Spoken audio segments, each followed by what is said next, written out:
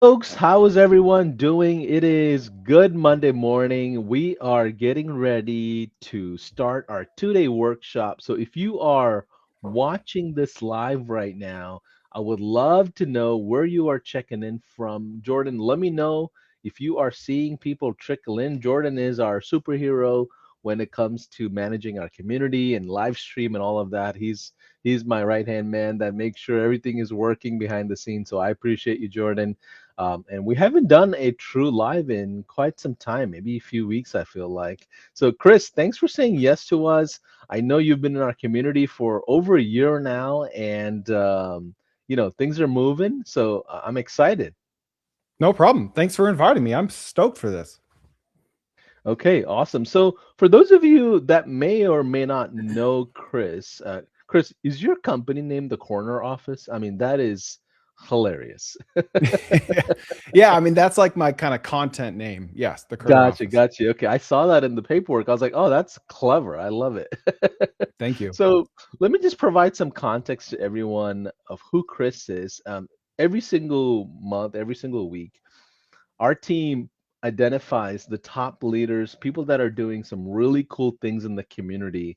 And we reach out to them. We're like, hey, can you come and do a master class, a podcast, a 2-day workshop, sometimes even a 5-day challenge, because they're doing something substantial enough for all of us to learn from. So Chris is willing to kind of open up behind the scenes of his business and kind of show you exactly what he has done to kind of build this up. And let me just read out the fancy bio here that our team put together. So, Chris Corner is a lifelong serial entrepreneur who creates business content consumed by over 100 million people every month.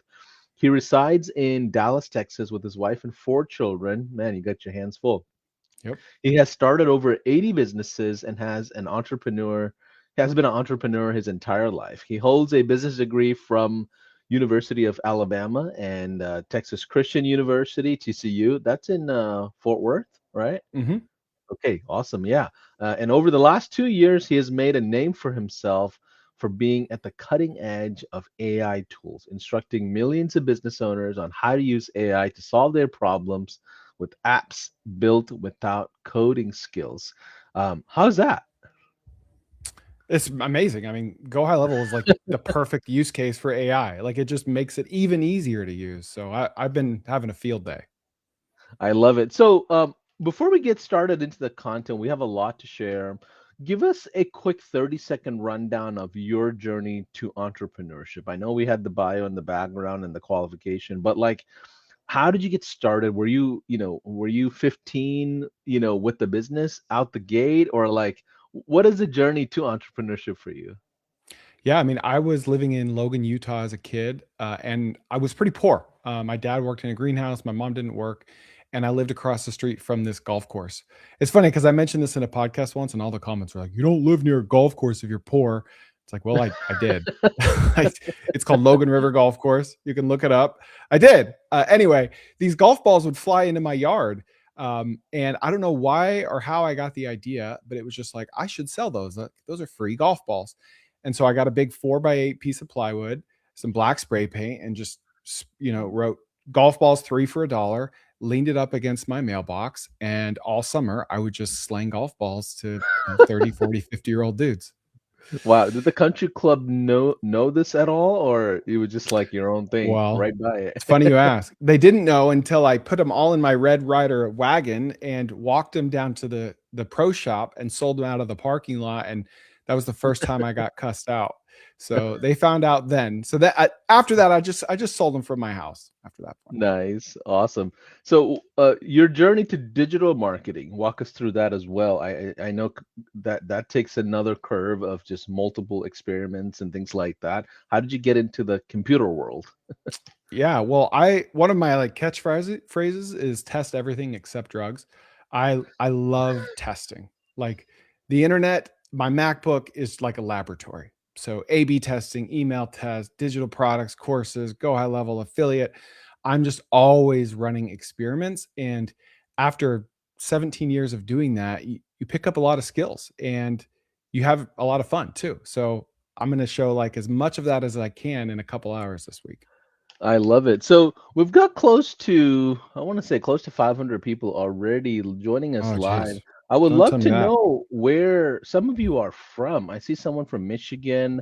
Tell us what city or state you're from. I'm going to call a couple of people out. I love kind of highlighting the folks that are sitting in the front of the classroom and they're ready to take notes and just kind of learn. So I appreciate that. We got Angie from Tampa, Florida. We got Dr. Sanger from Toronto. Let's see, who else is here? I'm seeing some familiar names. Regina from Tennessee. We've got somebody from South Africa, somebody from Houston, Texas. Well, I'm from Texas. I'm in Houston as well. Would love to connect with you. I think we're having a Houston chapter open this week or next week, so look out for that. If you don't know about the chapter initiative, we have high level chapters going live everywhere across the United States. So jump into it. It's a great way to connect with people. We got somebody from Austin, Corpus Christi. Let's see, Atlanta in the house. We've got a ton of people from everywhere. Let's see. I'm gonna call out the international folks because they're spending some precious time, middle of the night, staying up to watch this. So thank you for that. Let's see. We've got some Daniel from Portugal. Hey Daniel, thanks for staying up. Is Canada international? I don't know, guys, but I see somebody from Vancouver. Let's see. Philippines, Dominican Republic, Spain, Mexico, Ireland. We've got a ton of people. Um, Excited for what you have planned today, Chris. So walk us through the agenda. What are we going to learn today versus tomorrow, and what can we apply to our digital businesses from what you're going to teach us? Yeah. So today is going to be all about content and audience. And I already know how many people react when they hear that. They cringe and they think, oh, that's not for me. And like, I just need you to put that aside because in the age of AI, where it's never been easier to build products, audience, content, distribution has never been more critical or important than ever. And I'm like an avowed introvert, believe it or not. Like I am. I'm talking to a camera. I'm here alone. It feels like I'm by myself. You said 500 people, and I almost had a heart attack. So I'm just going to pretend like you didn't say that. I'm an introvert. I'm never been the guy that shows my face with the spotlight. Like that's not me.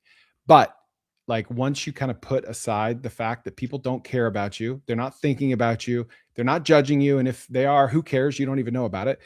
Just do your thing and like you will win. So today is all about that. Tomorrow is going to be all about how to implement everything I taught you today into high level so you can start capturing all that traffic and not have to rely on third-party platforms like Facebook, Meta, and all that.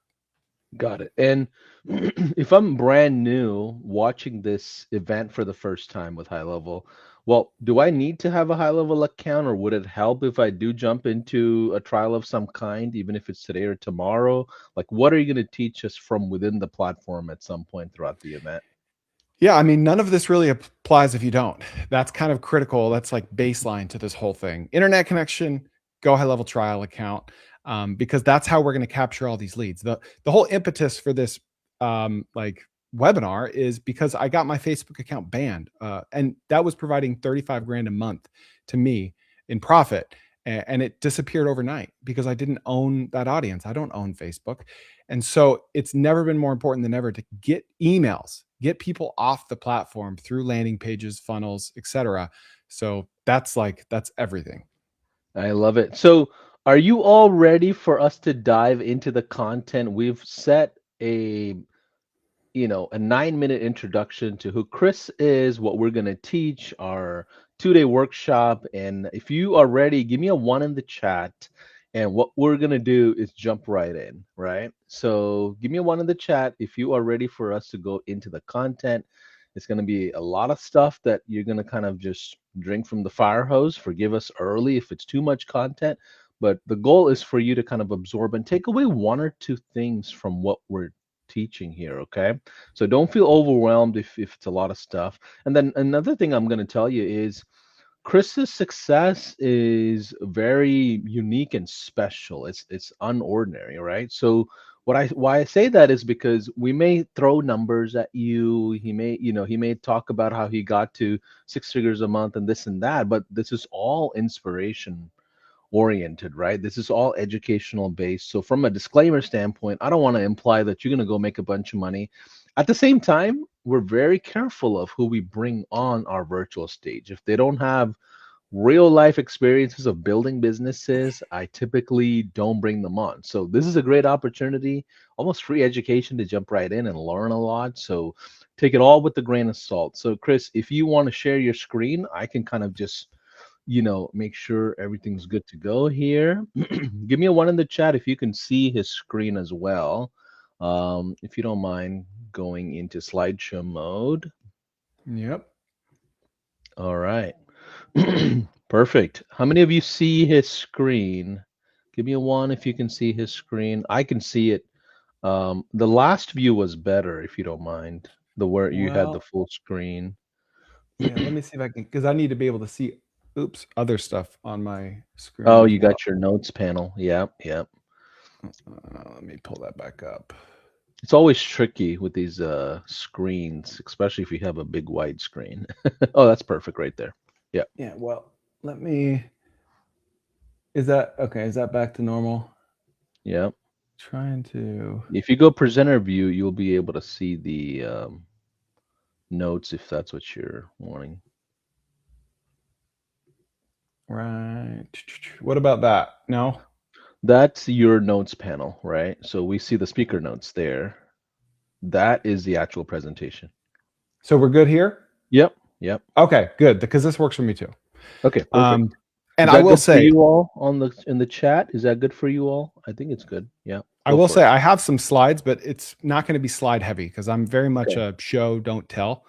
So I'll be sharing a bunch of different tabs Sweet. so people can implement what I'm showing. And this is just, the slide is just going to be one of them, slides. Sweet. And to your point about results not typical, I completely agree. And I want to really touch on over these 2 days the fact that you don't need a lot of followers to make a lot of money. Like 1,000 loyal fans is better than 1 million TikTok followers that wouldn't ever recognize you on the street, right? And I mean that literally. Like 1,000 is better than 1 million if they like you and if they identify with you and they feel like this guy is a weirdo. He has my brain. Like I like this guy. That is so valuable.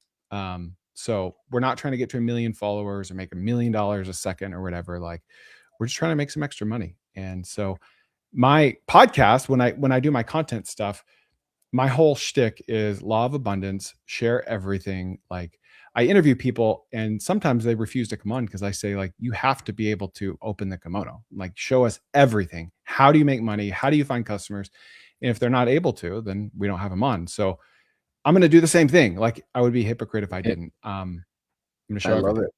Yes. And what is your podcast, if you don't mind? Like, where can people find that real quick so I Yeah, know about any it? podcast platform or YouTube. It's called The Kerner Office, spelled like my last name. You can just search TKO Pod as well, Okay. and you'll find it that way. Amazing. So the $97 digital product is, what does that mean? Is that a low ticket SaaS, or is that like a course that we're selling, a lead magnet? What is the concept here? It is anything inside your brain, inside your Dropbox, your Google Drive that could be of value to people. Most people watching this already have something like that. Some knowledge, insight, something, a PDF, a Google Drive folder, something that others would find valuable. The hard part is just finding those people. So that's what we're going to talk about. And then, yes, it typically would be in the form of a digital product. Got it. Okay, so I published a video to YouTube a few months ago that did some of what I'm doing today, which is like, hey, here's how I make money on Facebook specifically. And I shared my screen, I showed everything, and the video did great. And then the next day, Facebook banned me. They said it had nothing to do with the video, but of course it had something to do with the video. It didn't make sense to me because Facebook wants more creators. That's why they pay creators, because they have more people viewing the content than they have good content. Last time you went to Facebook, you probably saw a bunch of AI slop. That's because they don't have anything better to show you. So Instagram does not really pay creators, aside from like posts and carousels, but mostly they don't pay creators because they don't need to. They have a supply and demand balance, whereas on Facebook, they have an imbalance. So they pay people. And so they banned my account. And so I was out on a run a day or two later, and I was thinking, like, how could I turn lemons into lemonade?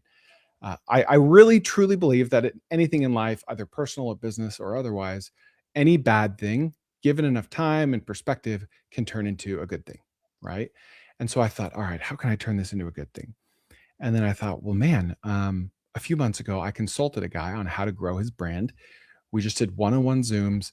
He paid me a bunch of money, and I never ever do one-on-one consulting because it's not super efficient. But I said, I'll do it if A, I can record this and share it as I will, and B, you pay me a lot of money. And so he said yes. And so I had all these recordings in my Google Drive, super tactical, how to go viral, how to hook people, how to retain people, which platforms, prefer which types of engagement. And I put it in a Google Drive, and I sent a bunch of like A/B test emails to my newsletter, and I ended up just selling a link to the Google Drive. That's it. Not like a community with moderators, just a link to a Google Drive for $97. And it made $120,000 profit in like 30 or 45 days. So Wow. everything I did to do that, I'm going to condense it down to the most critical, relevant points and share that today and tomorrow. And I'm just going to like ramble, and then I'll pause every now and then to catch a breath, and you can ask me questions. If you want to cut me off at any point, please don't hesitate. No, I'm just thinking about, was that your first time doing a digital product like that? Did you have some sort of audience expertise? And the reason why I ask is because when we do these 2-day workshops, I usually take on the devil's advocate role on behalf Mm-hmm. of the audience. So I'm not questioning what you're doing. I'm just like, 120K is a lot of golf balls that I can resell, you know? Yeah. Yeah, I did. I mean, I had an audience, Yeah, mostly from short form content, which is what gotcha. all of today is about, is how to get that email audience from short form content. Got it. Let's get right into it. So you get banned from Facebook and they take off your revenue line essentially. Yep. Yeah. And so I went to my email list, and to make that money for this digital product, I never posted about it on Twitter or anywhere. I just sent this to segments of my email list. Um, and so should I go into the Yeah. retention gospel now? Is that good? Yeah. Go right into the content that you have planned. I'm just chatting with you as we go, and we're learning new things. Okay, cool. Well, first of all, short form video, before I talk about retention, short form video is the most asymmetric bet in the world. Okay. What is an asymmetric bet? It's like, imagine you had the Powerball $100 million lottery, and the lottery tickets were free. They were free. Buy as many as you want, right? As many as you could fit in your car, or as many as the local gas station had. How many tickets would you buy? Like, as many as you could hold, right? You would wait in line. You would get these tickets because you had no downside other than your time, which is relevant. That's an asymmetric bet. So now imagine there were half a dozen platforms out there, billion and trillion dollar companies, that had this algorithm called short form video, where you could post for free. Use your phone that everyone has, take a video of yourself, be willing to cringe at yourself a little bit, post it, and every single time you hit post, it's a lottery ticket. You're playing the lottery for free with short form video. We have it. Like, we have a free lottery. It's called short form video, and one of those videos could change your life. It might take you posting 10 of them, or 100, or 1,000, or 10,000, but if you keep learning every time you post, you will eventually win. It's inevitable. So if you're like me and you're introverted and you don't want to show your face, there are ways around that. You can do faceless content. You can do content about other people. And that works. Like, there are a lot of people that do that successfully. But B, I would suggest that you put that aside, because there are tools like HeyGen and Claude and all these AI video creation tools that make making faceless content easy, which means, like, there's a trade-off, that there's never been more demand for people to hear real stories from real people with their real faces out there in the world. So although you can do faceless stuff, I would recommend that you don't. You show your big, beautiful face to the world. I think at the end of the day, the human to human connection is still important. And I think it's more relevant with all the AI content that's out there. And similar to you, Chris, as I've been in this digital marketing space for like 10 years now, I've become less extroverted and became more like an ambivert. Like I have my Mhm. timing, I have my social batteries that are good for certain times, and then eventually I'll get super tired pretty quick. Mhm. But when it comes to content, it's something that you kind of have to enjoy. You have to love what you're talking about. You have to love your business to be able to teach it. Otherwise, it just becomes really hard. Or love your customers more than like a family member, like we do at High Level, right? So something's got to give you that energy to keep going, in Mhm. my opinion. I'm glad you said that because I'm a big fan of chasing that energy. And if you take and post 10, 20 videos and everyone is just a chore and like you're just doing it because Chris said it's a good idea, but it's not giving you energy, like by all means, there's so many other ways to drive traffic to your Go High Level affiliate link or to your Go High Level landing page or automation or whatever it is. Like it should give you energy. It doesn't have to feel like a grind. But at the same time, it's still work. Like it is still a grind. Even if you love what you do, it's still work. Um, Absolutely. So what is retention gospel compared to the short form lotto ticket you're talking about? yes. So the only thing that Twitter and Facebook and Instagram and Snapchat and all these platforms want, the only thing they want is our attention, right? And that comes with a trade-off. So know that yes, these short form video algorithms are incredible and innovative, but it's addictive. And we have all scrolled too many reels or TikToks and we hate it, right? So turn that addiction into a profit. Turn your dopamine into profit. And we talk about dopamine a lot like it's a bad thing, and it's not. It's a good thing if if that dopamine drives us to action. Okay? So your dopamine should drive us to acting on something and not just consuming more information. Because then our receptors go bland and we're just like robots, like Wally, right? So let your dopamine drive you to action. So retention gospel. All these platforms want is more of our time. They want retention. They want us to retain on that video on the platform for as long as possible. So if we publish a video that prevents people from swiping away to the next video and keeps people on our video for as long as possible, then the more it does those two things, the more it's likely to go viral. And so, if I were to distill down how any algorithm works, whether it's for a long form tweet or a long form video on YouTube or a short form video, it doesn't matter. If someone's scrolling on, let's say, Instagram and they see your video and your hook, either visual or verbal or whatever, is compelling enough, then they won't swipe to the next one. They'll keep watching. And if something about that video intrinsically tells them there's a payoff at the end of this, right? There's something at the end of this that I need to get to, then they will keep watching. Okay. So let's say this video is about mowing the lawn. I love mowing my lawn. It's about mowing the lawn. And the first, you have 300 Instagram followers. These are your friends from high school. You've never created content. These are just people you know. And it just so happens that 100 of those friends also like mowing the lawn. Then that close circle is going to keep watching the video and it's going to send Instagram a positive signal. And then Instagram's going to say, oh, all right, 100 people like this. Let's show it to 1,000 strangers that also like mowing the lawn. And it does. It goes a little more broad. Those people like it. It says, let's show it to 10,000 more who we think like mowing the lawn. It does, and it does well. The more they show it to a more and more broad audience, and the more that broad audience who has no clue who you are show positive signals, like they watch it, they like it, they don't swipe away, the more it's going to show it to more and more people. And so a lawn mowing video might cap out at 1 million views because there are only so many people that go to Instagram to watch lawn mowing videos. Whereas a video of like, something more broad, like eating food, could be seen by 100 million people. So just in general, that's how retention works. If we show the platforms that our video is keeping people on there longer than average, then it will keep showing it to more and more people until that wider group of people says, this is boring, I'm swiping away. Got it. So there's a science and an art behind the scenes of how these content is created. Exactly.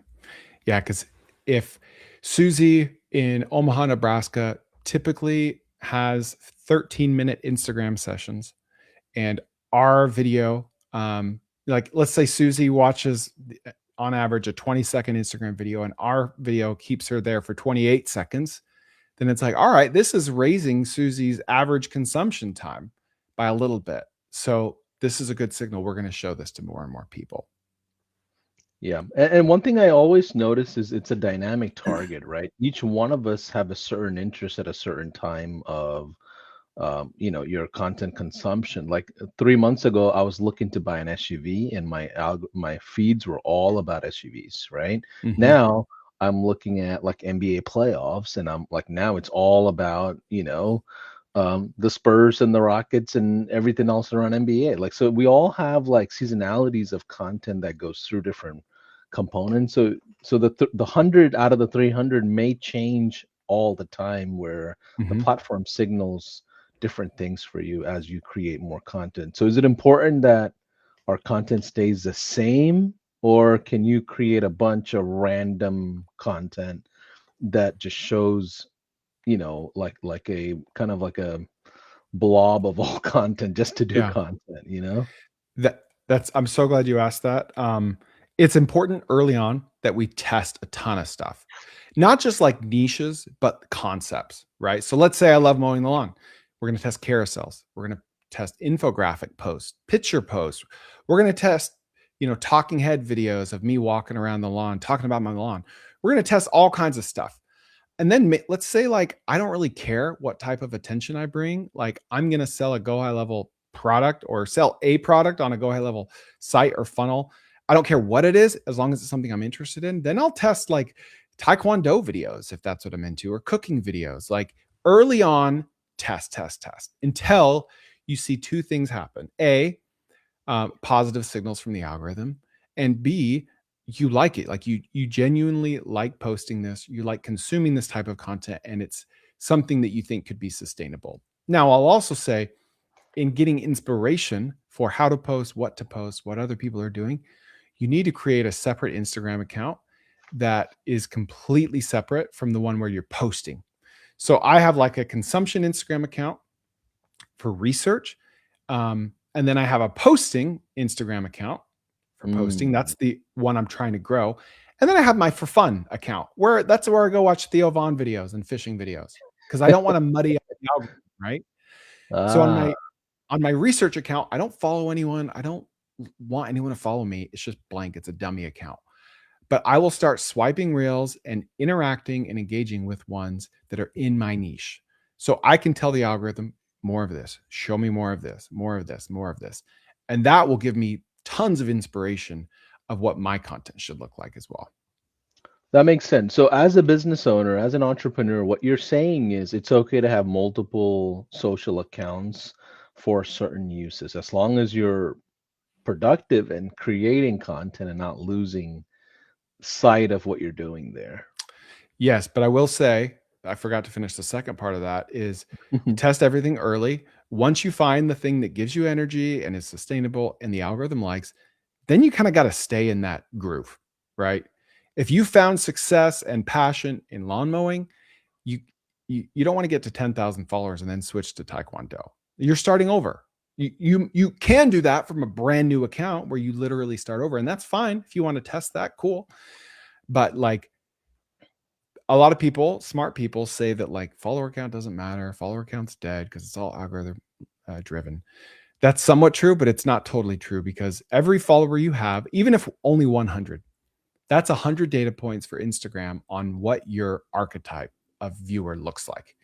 And so the more followers you have, the more data points Instagram has, and the better and more accurate Instagram will be at showing your content to the right type of people. And so if you have 10,000 people that love mowing lawns, even if 1,000 of those people love Taekwondo, they don't want to hear about it from you.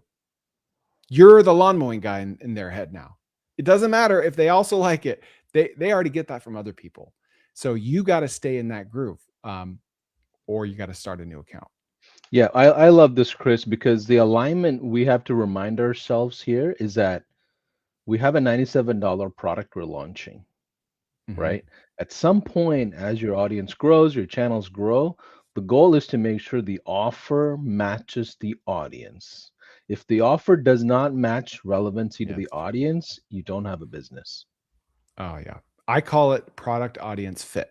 That's exactly what you're talking about. Let's say I've got this lawnmower audience and I say, you know what? These people want to buy lawnmowers. I'm going to develop a lawnmower, whatever. Or I'm going to import one from Alibaba. I'm going to sell them lawnmowers.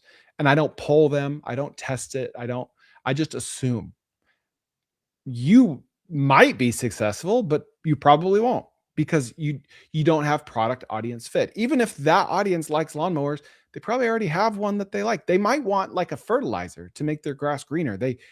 They're maybe to that point in their lawn mowing journey where they want to level it up and they need good fertilizer. And so if you were to get your own fertilizer developed, that would have product audience fit. And I'm so glad you brought it up, Paulson, because it could be the difference between like $1 million launch and a $10,000 launch from the same people, whether they have product audience fit or not.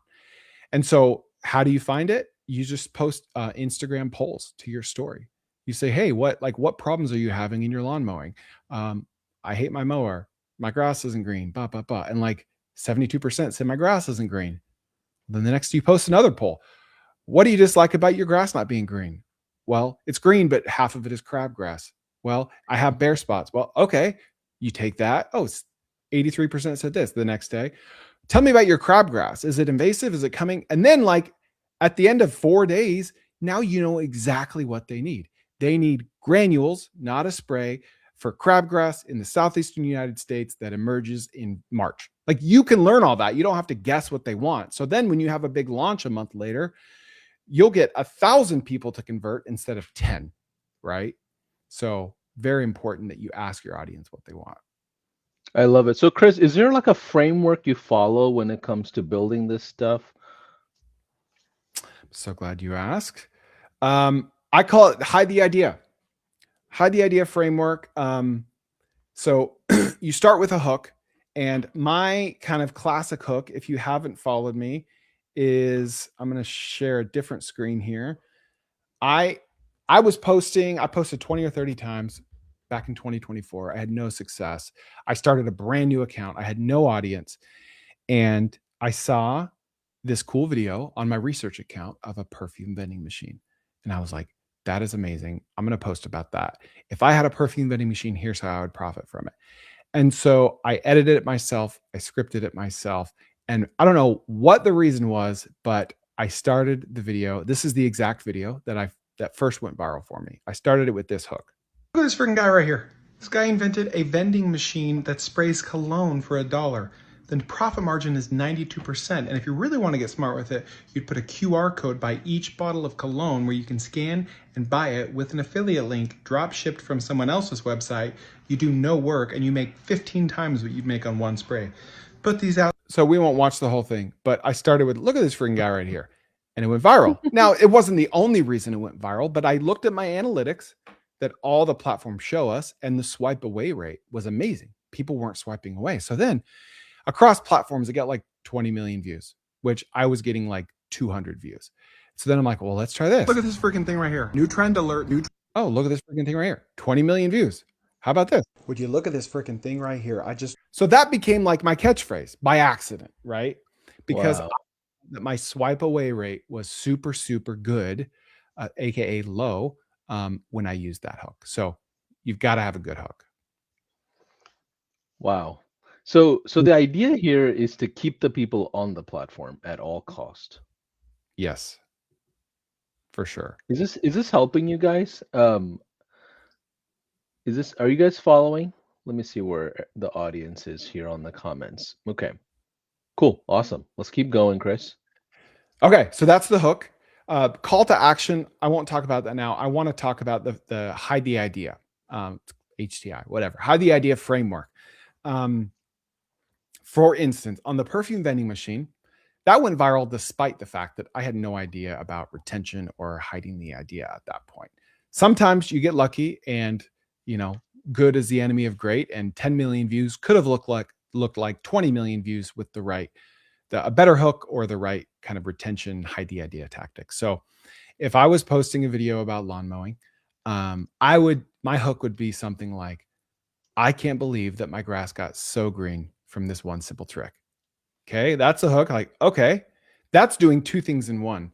It's a hook because it has your audience. Now, my wife would keep swiping, but my audience, they're going to stick around. It's hooking them, but it's also telling them like you're going to give them something very specific, something that makes their grass green. So then after the hook, I'm not going to say the product is Greener Grass 2000. Find it at Home Depot and Lowe's. No, I'm going to say, so here's what was happening. The other day I was out mowing the lawn and I noticed this bare spot. And I'm like, what do I do? So I started asking ChatGPT. I start testing things. I buy all these granules. I test this, and I'm going to show before and afters. And the whole time they're like, what is the thing? Why are you hiding the idea? And then as long as you actually deliver what you promise in the beginning, then at the end, people are like, oh my gosh, that was worth it. That was worth the wait. I never would have thought to add, vinegar. I'm just making this up. Vinegar will kill your grass, right? I never would have thought to add vinegar to a homemade solution for an all natural, way to green my grass. So they're going to engage at the end because the hook delivered, or the retention hack delivered on what you promised. That engagement is going to further drive the algorithm. Your watch time will be off the chart. In the case of that person, it might be 100%, it might be 200% because they watch it twice. So I watch YouTube videos so often where in the beginning, they give away the big secret, right? And the video might be viral, but just because it was viral doesn't mean it could have been 10 times more viral had they kind of kept the big secret at the end, therefore increased the average view duration for everyone. Got it. So when it comes to launching a product, right, are these the initial steps, like the curation of the audience, the curation of the list? When we talk about social audience, how do they get to your email list? Like you got banned from Facebook, right? How did you move these people into the email? Like walk us through the mechanics a little bit so we have like a North Star to kind of plan against. Yeah, great point. So I'll walk through that on like a, no pun intended, in a high level basis. But Okay. then tomorrow I'm going to show like the actual snapshots and stuff. So Sweet. Okay. this is my Instagram. And what you don't want to do is give people a link tree, right? We've all seen Linktree. Most of us know what it is. It's a link that you click on that has a bunch of other links. I used to use it, but then I tested it and it's bad. Like it's not good because it gives people analysis paralysis. It's like going into Cheesecake Factory and they give you a menu the size of the Bible and you're like, I need like 3 more hours. I don't know what I want. And you might just walk out because you don't know what to order. Whereas in In-N-Out, you walk in and you're like, I'll have a double animals with animal style fries, right? Because what else do I order? So I have 4 things for people to click. I have no link tree. I don't want them to go anywhere before they click because every click, every piece of friction between you and the end goal, whether it's a free subscription to a newsletter or a $97 whatever, like every piece of friction means a double-digit drop-off in conversion rate, right? So to answer your question, high level, what we want to do is lead them off the platform to get their email. In this case, it's going to be a go high level landing page linked to a funnel, right? And it's going to have a thank you page and a welcome email. But then more strategically over time, we're going to email them things. It could be a $97 playbook a year later. It could be a $97 playbook the next day. There's 2 times when an email subscriber loves you the most, is the most loyal to you. And that's the day they subscribe. And then that's like years later, if they're still opening and reading your emails. But most people target people in between those 2 times, 2 days later to 2 years later when they've moved on, right? There's a lot of stuff to focus on in this world. They don't really care about you anymore. So I call that the messy middle. You don't want to market to people in the messy middle. You want to get them when they're hot or get them when they're loyal, because they're also loyal when they're hot. Got it. Yeah. Is that clear before I continue? Yeah. Nope. It makes sense. I just gave you a follow on my new Instagram account as well. I did what you just said, which is separate personal versus business. So I have now a high level content account. So just gave you a follow. Thank you.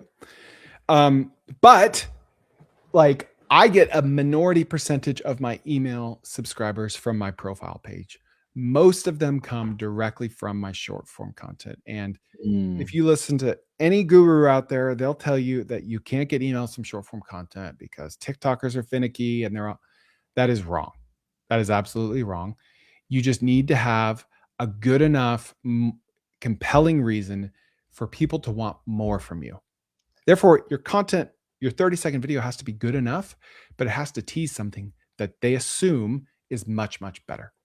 And for every niche, that will look completely different. For my niche, I'm giving them a business idea in 30 seconds with enough value in there to get them interested, but then a promised business plan that I used AI to generate that they need to give me their email to receive it.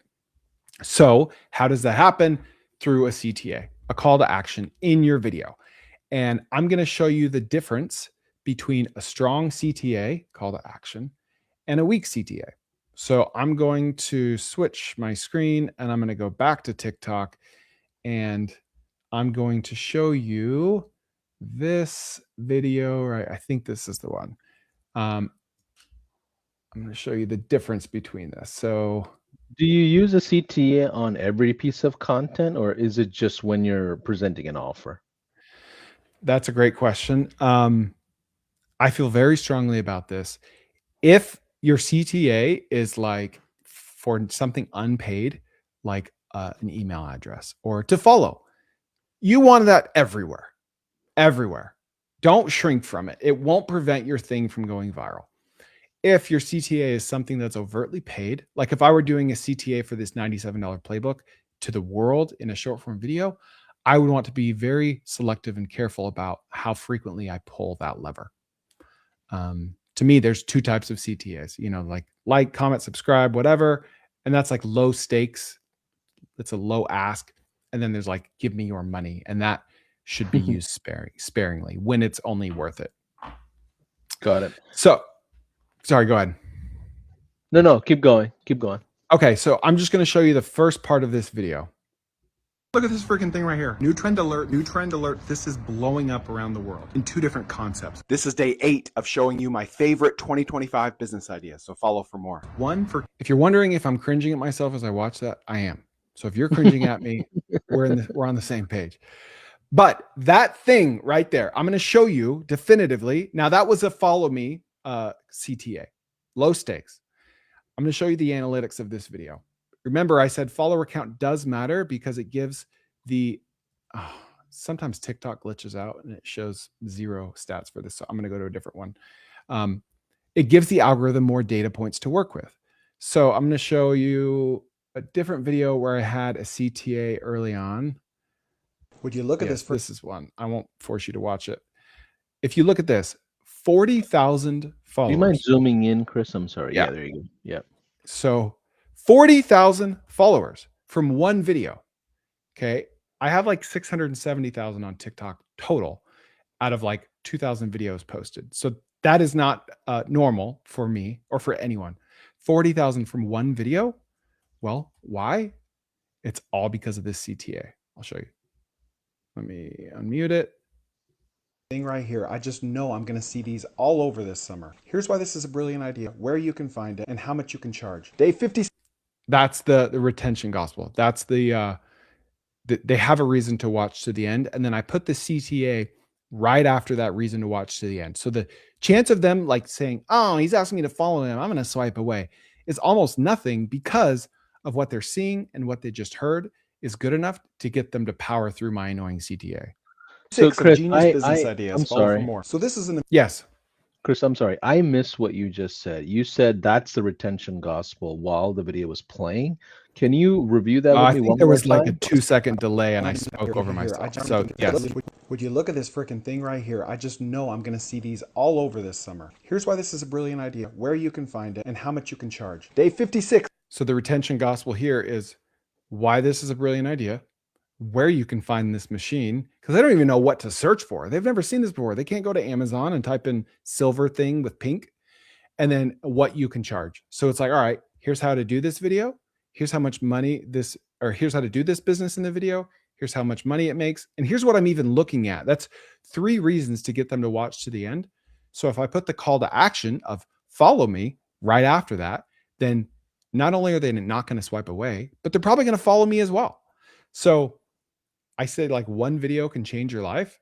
This video can bring you from 200 followers to 40,200 followers because the call to action is so strong. Got it. So what you're saying here is when you say, here's a brilliant idea, what you're implying to the audience there is keep watching. Here's why there's something more to just the beginning of the video. Let me explain this over. So it's almost like stick with me for another 2 minutes or something so you can get the full scope of my content. Exactly. Yes. Okay. And so that video had 8 million views and got 40,000 followers. So that's, what's that? 2%. Let's see, 1%. Yeah. I'm gonna put my devil's advocate hat on. You ran no ads to this? No, absolutely not. Okay. I've never ran And ads then- to a TikTok video. Got it. And your audience is not like international. It's everybody everywhere. Yeah. Got Yeah. it. Awesome. Yeah. So 0.5% of people that watched this followed me. So keep that number in mind. 0.5% followed me, which is Got high. it. Now this video got 1/4 of the views as this one. So theoretically, I should have 10,000 followers if the same percentage. Look at this. And I won't make you watch it. Here. He sells a product. I won't make you watch it, but well, actually, I just contradicted myself. I think I had a strong call to action in that one as well. That one has 12,000. Let's see if I have a strong call to action in this one. In hundreds of grocery stores, and it is the most dead, stupid, simple thing you've ever heard of. Here's what he does. He freezes grapes and then puts them in a Ben & Jerry's type container and sells them for 2 to 5. Never.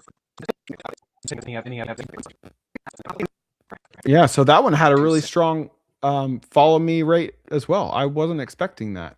Yeah. go So help ahead. me connect the dots here. If I'm trying to build a business inside of High Level, how is this relevant to me today? Like you're Yes. saying create the content, but help me bridge the phasing of it where I can sell something to my audience eventually.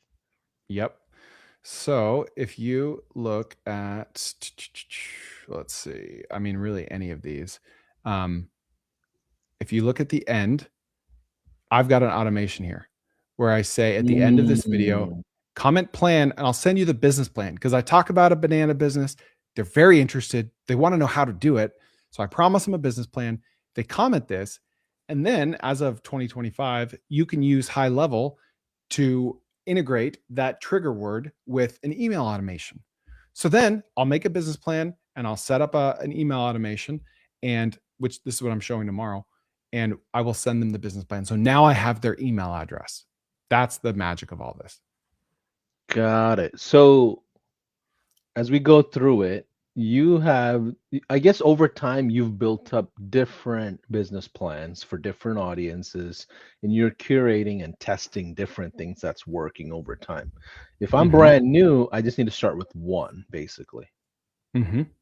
Yeah. So if I had a lawn mowing content, if I posted a piece of content about thickening your Bermuda grass, then I would provide a free 20-page PDF that I use Claude or ChatGPT or any AI tool to make with one prompt. So I'm not having to write this up.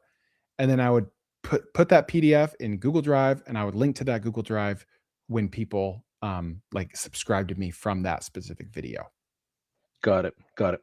Okay, let's keep going. So I assume you have a different playbook or a different, like a quarterback play for each channel. Like each social algorithm is different. Like your YouTube audience is probably, different versus your TikTok. Or if I'm international, I may not even have access to TikTok, right? Or Instagram could be limited or whatever. Like walk us through. Oh, there we go. All right. Yes. So in a sense, from like a first principles perspective, every platform is the same in that they just want you to keep users on there longer. But more specifically, they're different for a few different reasons. So TikTok is different because their users are much more finicky. And so watch time is even more important on TikTok, average view duration, watch time, than on other platforms, because TikTok is just desperate to keep users on the platform. They don't care if users like or subscribe. So you'll never see me with a call to action like, be sure to share this with a friend. Be sure to like this. Like, it doesn't do anything for me, right? So on TikTok especially, I want to keep people to the very end. And if I do, then TikTok will reward us handsomely. Whereas YouTube already has a lot of people on their platform. YouTube is king.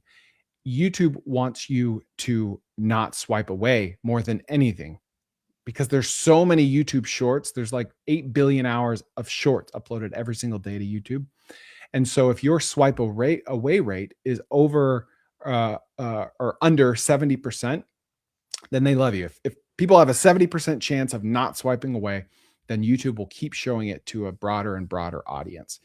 Instagram really wants shares, because Instagram is just for the culture of Instagram is sharing through Instagram DMs, like group DMs, friend DMs. Yeah. And so if you have watch time and a high share rate, and on Instagram, a high share rate would be 2%. So not 2% of your views, but 2% of your unique viewers. If they're sharing it, then YouTube or Instagram will reward you handsomely. We haven't even talked about LinkedIn and Twitter, two very, very incredibly valuable platforms. LinkedIn wants early engagement in the replies for whatever reason. And so to hack that, there are like LinkedIn engagement groups out there where you and 9 other people can make a pact to just engage with each other's stuff. And it seems kind of corny and hokey, but it really, really works. If in the first hour, LinkedIn sees that people are engaging with it, with your piece of content. And on Twitter really needs more users. Even though they've been around for ages, they're struggling. Like, they only have 200 million daily active users, which is the lowest of everything we're talking about. And so Twitter doesn't just want to see shares, but they want to see that you're sharing, or that people are sharing your tweet with people off the platform. So if you're copying the URL, Twitter will reward you handsomely. So on my tweets, you'll see me occasionally ask people to share it with someone that's not on Twitter specifically. And it seems like dumb. It's like, well, if people are going to share it, they're going to share it. Like, you don't need to tell them to share it. You do, because they won't think of it. They'll forget. And so that little call to action can make all the difference. I love it. Chris, I got a question for you as we go further into kind of building the email component of it, or the organic component. So the school of thought I'm having is like, if I'm a digital marketing agency or a consultant or someone who's working locally in a city or an industry, like what about the industry side, the niche side? What if I just work with plumbers, right? Do I create content just for plumbers, or should I take, Paulson Thomas as a bigger personal brand and see what works, like, as a digital product? Like, help me kind of navigate through those, dilemmas I would run into as a digital marketer. Like, Yeah. do I go with industry specific, like just go all in on LinkedIn and nothing else because I'm focused on accounting? Great question. First of all, no niche is too small, right? There's 8 billion of us. We're mostly all connected to the internet.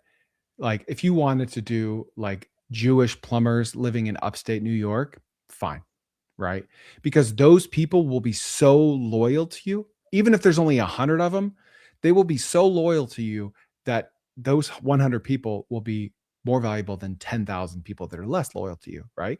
So that is a valid route to go. Just plumbers, or just whatever, plumbers in Omaha, Nebraska. Yes, you can win at that. But I talk about the messy middle a lot. The other way to do it is to go very broad, and like Paulson, right? This is me. And I like to call it me pushed out to the world. Here's my morning routine. Here's my marketing to plumbers email automation. Like, here's me at Taekwondo practice, whatever it is. Like, it doesn't matter. As long as it's authentically you pushed out to the world, then it kind of breaks that rule that I spoke about 20 minutes ago about staying in your lane. If your lane is Chris Kerner and what I like, what I love, whatever, whether it's emo music, mowing the lawn, whatever, then people will identify with that. And so it does mean that your audience is less valuable, because they could look like anyone and not just plumbers in upstate New York that happen to spend thousands of dollars a month on software, right? It could look like anyone. So you might have a much, much bigger audience if it's like a personal brand. But each person that follows you is less valuable than the niche audience as well. Got it. Okay, let's keep going. Okay, so I want to talk a little more about how many people follow you. Well, that's tomorrow. How many people follow you and how kind of irrelevant that is. So I recommend everyone read this essay published in 2008 called 1000 True Fans. I think there's also a book with the same name. But his math is that 1,000 fans spending $100 a year is 100,000 in revenue. That math has never been more relevant than today. And 2008 was a big inflection year, but this year is a big inflection year. And like I said at the beginning of this, it's never been more important to be authentic and have real stories, doing real people doing real things in the real world. So 1,000 True Fans is very, very valuable. In this guy named Lee Jin at the world's greatest venture capital firm, Andreessen Horowitz, kind of took it a step further.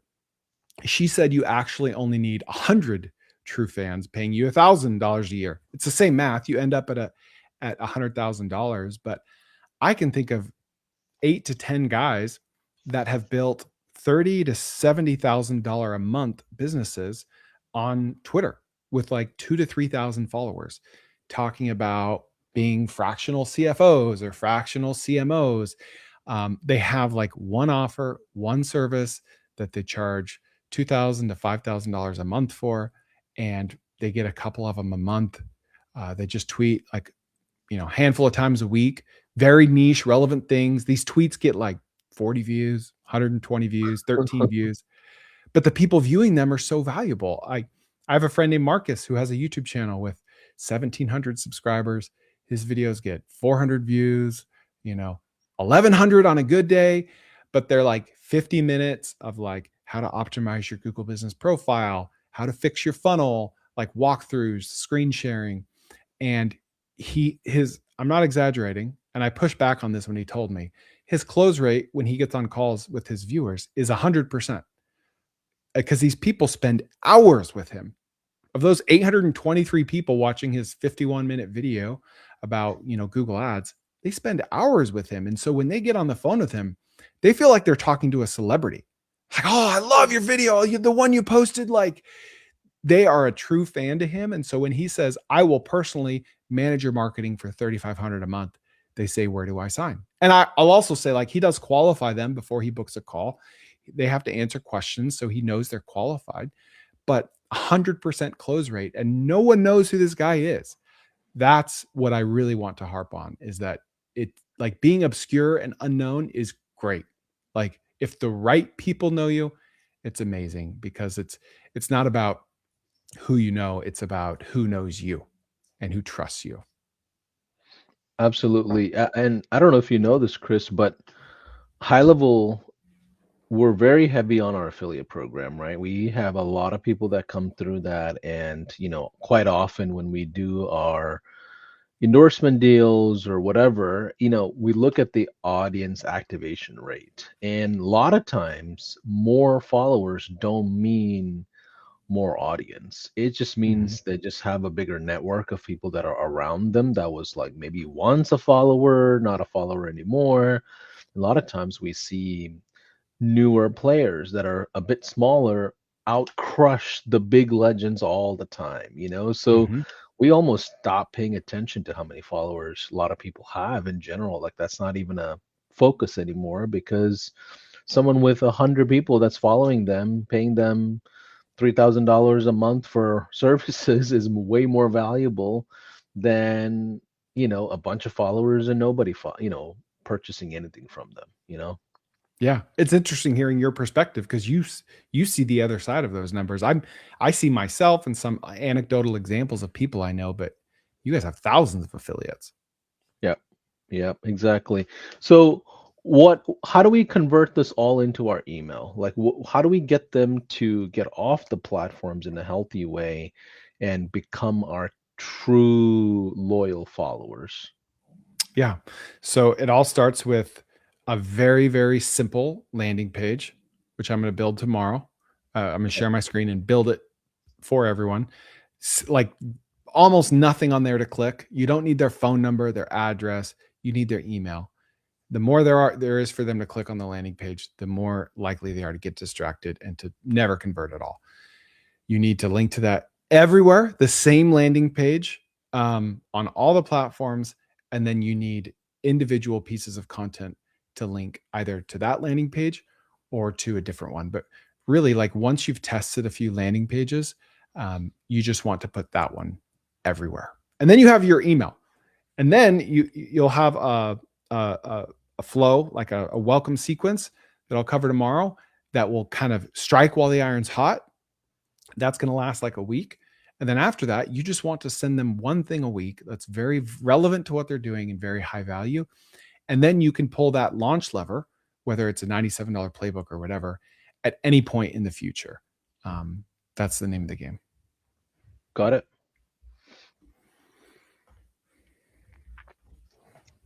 So what else do we have for today that I want to make sure we cover? I know tomorrow we're going to go inside of high level and build a lot of the stuff out, but I want to make sure the audience feels like they get something more than just us talking about it, you know?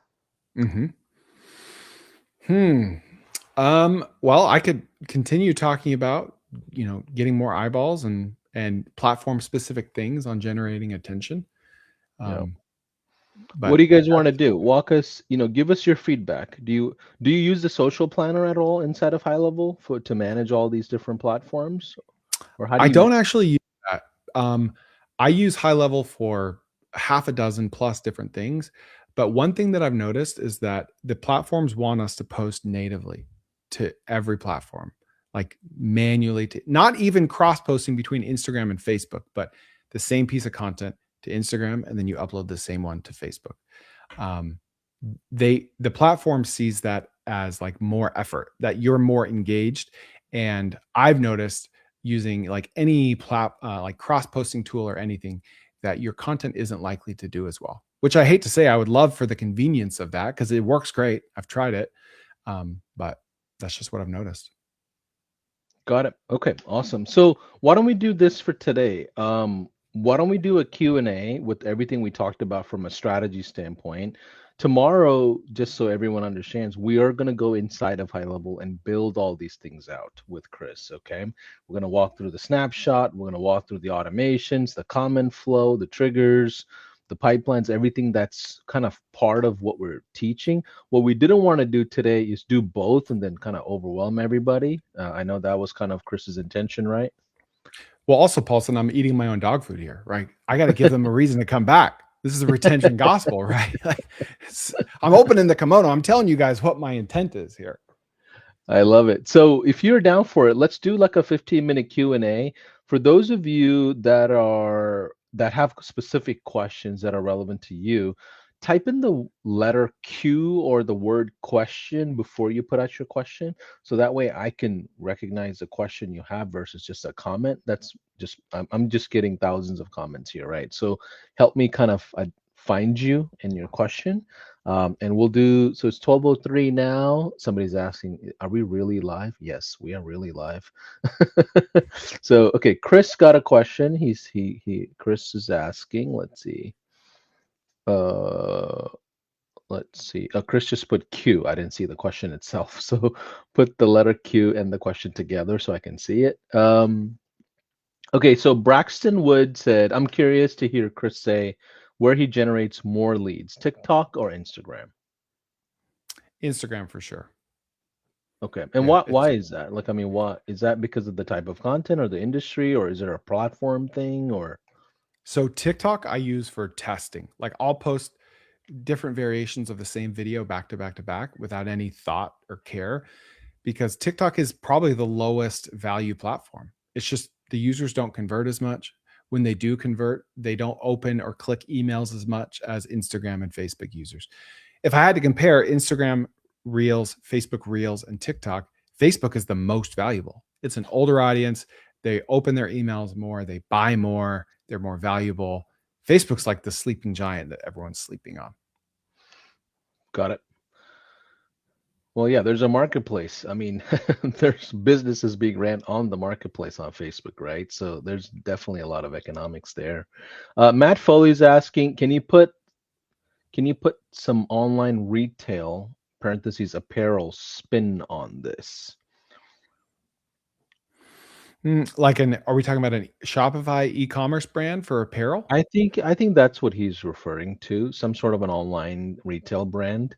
So if you were to create a content machine and automation machine around apparels, how Mhm. would you kind of go about it? Yeah, I would just make UGC, user generated content. I would encourage all of my users to do unboxing videos. I would give them coupons or promo codes if they made unboxing videos and posted them or sent them to us to post. That's like an amazingly like high surface area opportunity to get a ton of free content. Oftentimes people don't even need an incentive. They're happy to make a video. So don't waste that.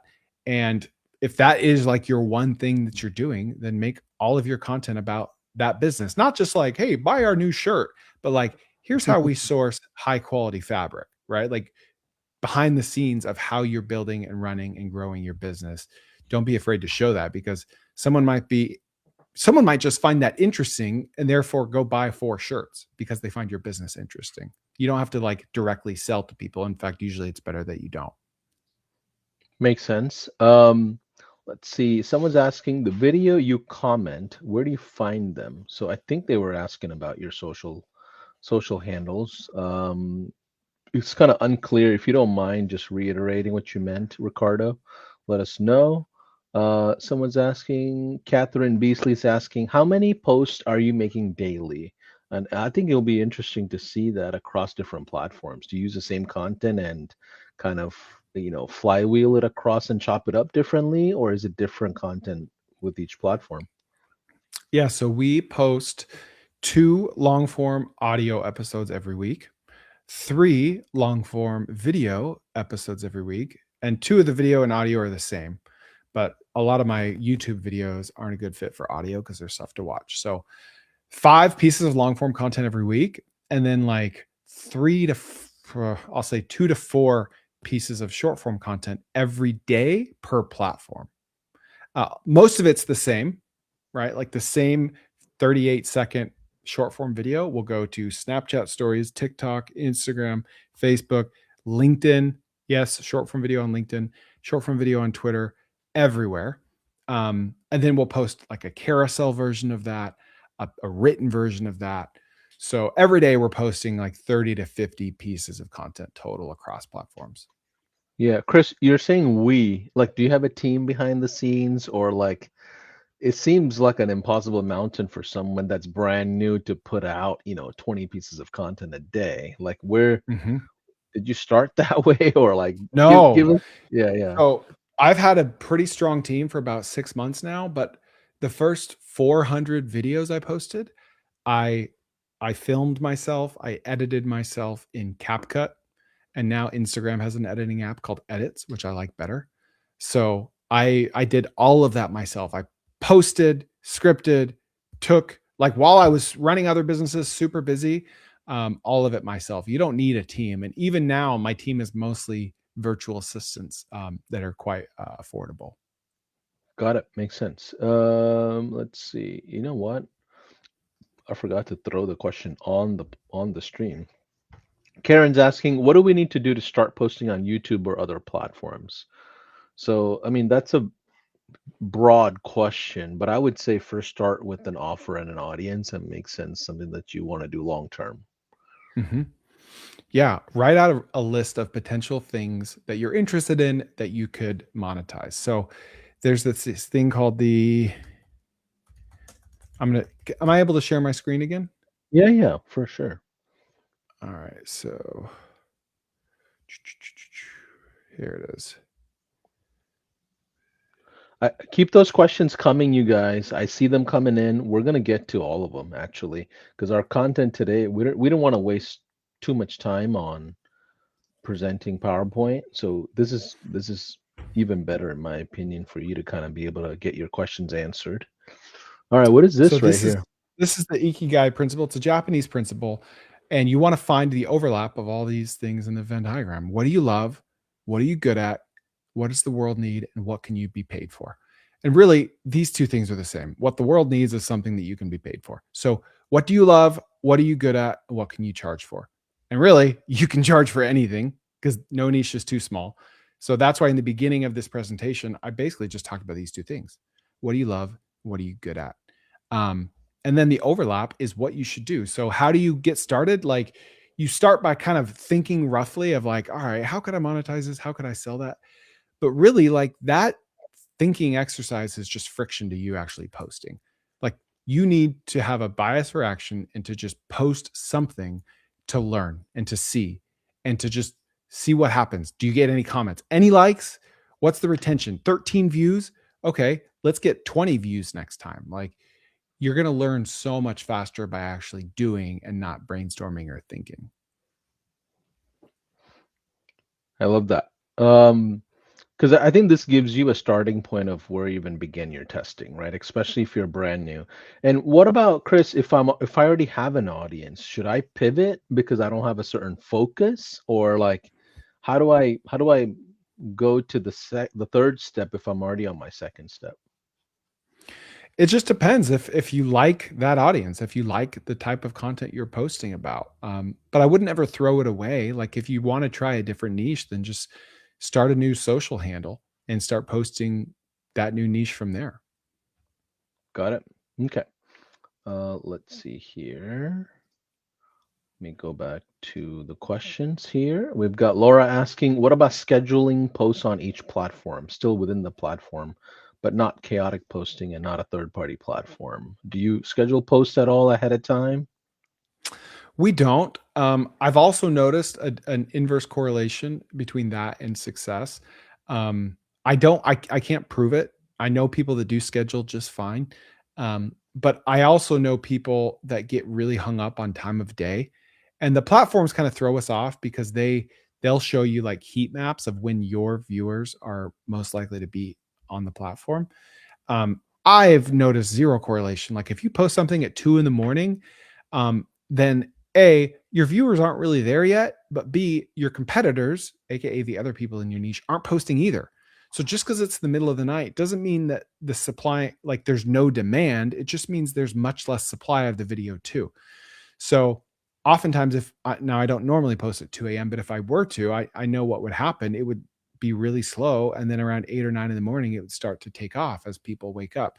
So don't obsess over like what time of the day to post. But like it's much, much more important. The 80-20 rule just says to just try to post something higher quality, whether it's at 7 a.m. or 7 p.m. or whatever. So I don't think there's like a big downside to scheduling, especially if that's just how you work. But I haven't noticed like a big difference either way. Got it. Here's a fun one, Chris. I don't mean to put you on the hot seat here, but Paul is asking, did Chris just undermine the value of the social planner? Well, I can tell you it doesn't work for everybody, but it works for a lot of people, right? Yeah. And I mean, would you guys prefer I just say like whatever sounds good? Like that's my real experience. And High Level has replaced like 13 different SaaS tools that I used to use. That's one of some that I don't use, Yeah. and some people have success with it. So Got it. But yeah, let's see.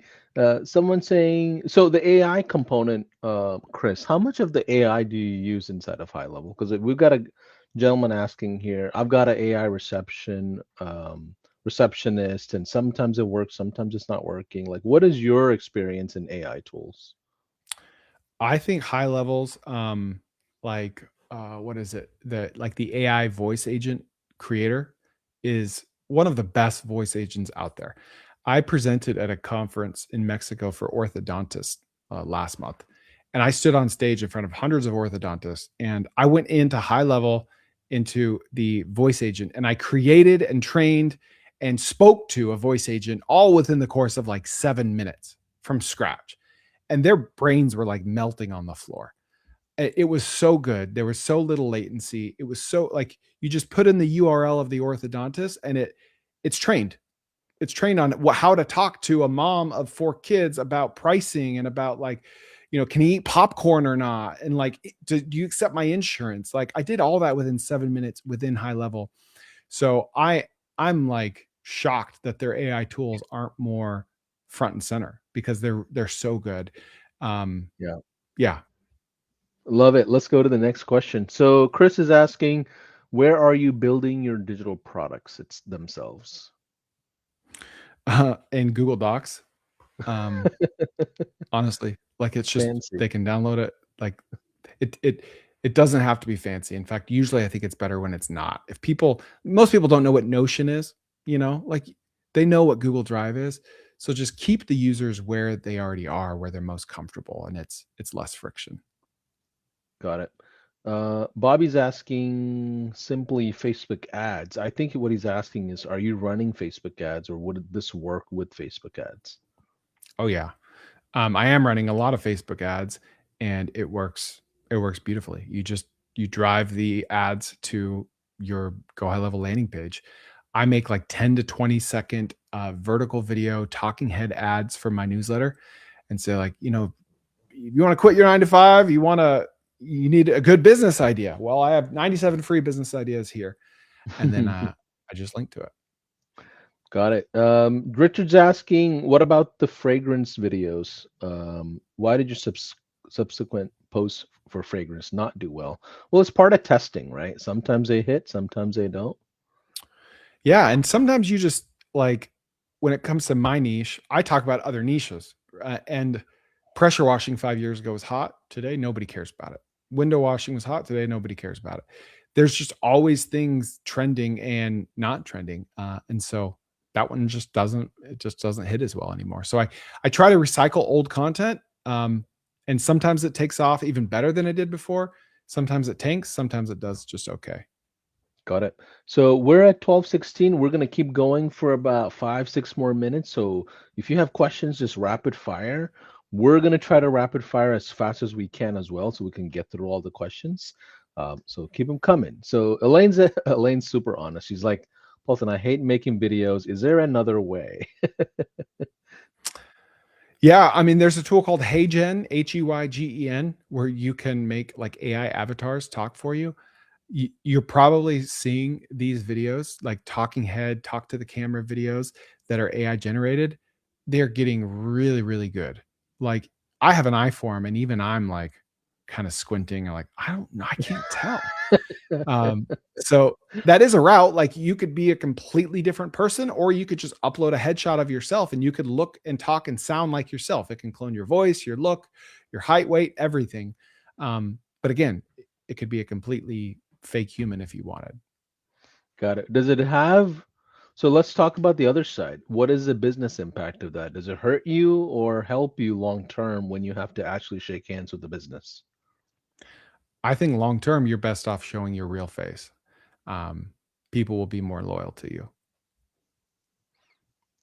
It was like a pin drop silence, like, we still have to get there. I know. I know.